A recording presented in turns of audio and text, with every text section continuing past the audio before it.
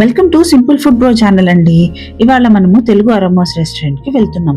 ఈ restaurant KPHB 9th phase లో ఉంది. మా ఈ ఛానల్లో simple cooking recipes and restaurant food tasting videos ఇంకా ఎన్నో వీడియోస్ మేము పోస్ట్ చేస్తామండి.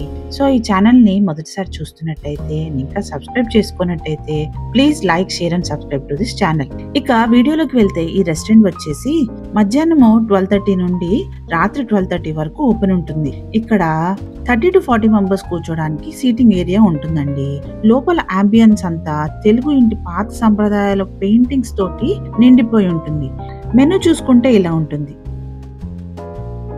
ఏ రోజు స్పెషల్స్ ఆ రోజు బోర్డు మీద డిస్ప్లే చేస్తారు. నేను ఆర్డర్ చేసి బిల్ కట్టేసి కూర్చున్నానండి.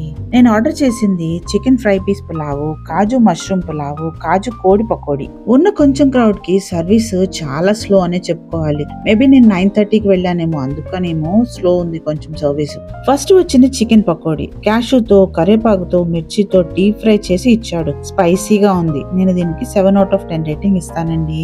తర్వాత వచ్చింది పలావ్స్. 2 పలావ్స్ చాలా బాగున్నాయి. స్పెషల్ మసాలాలతో టేస్టీగా ఉంది. రైస్ వేడిగా ఉంది అండ్ కర్రీస్ వచ్చేసి సపరేట్ గా ఇచ్చాడు. అవి సూపర్ స్పైసీగా ఉంది. రెండిటికి 7/10 రేటింగ్ ఇస్తానండి.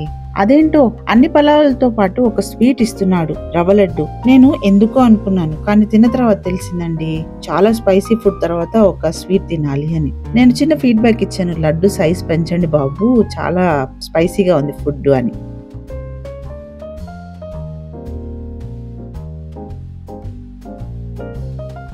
మరొక విషయం అండి, ఇక్కడ థమ్స్ అప్స్ కానీ ఏ కూల్ డ్రింక్స్ కానీ ఉండవు. ఓన్లీ గోలీ సోడా మాత్రమే దొరుకుతుందట.